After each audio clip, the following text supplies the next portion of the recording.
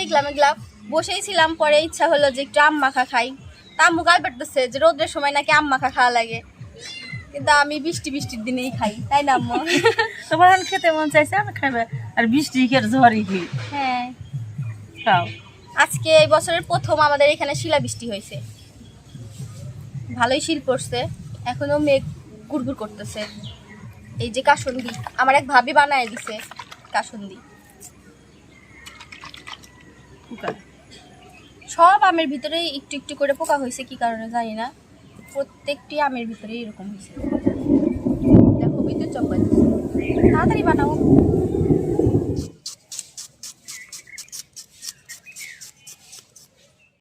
লবণ, চিনি, কাঁচামরিচ লাগতো না আম্মু? হ্যাঁ কাঁচামরিচ নিয়ে এসো।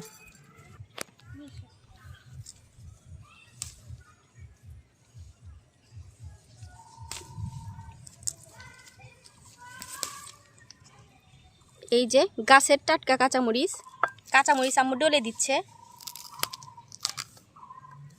শুকনো মরিচ হলে ভালো লাগিল না, তুমি এখন খাইবে কাঁচামরিচ দিয়ে খাওয়াই।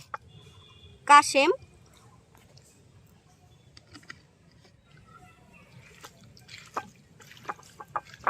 মুখে পানি চলে আসতেছে আম্মু। খাও, মুখে পানি আনার দরকার নাই। বৃষ্টি পড়তেছে অলরেডি, তাড়াতাড়ি খেয়ে ঘরে যাই চলো। নাও মাখাইছি, খাও। তুমি আগে খেয়ে দেখো লবণ ঠিক আছে নাকি। বিসমিল্লাহির রহমানির রহিম। মজা? খুব মজা হয়েছে।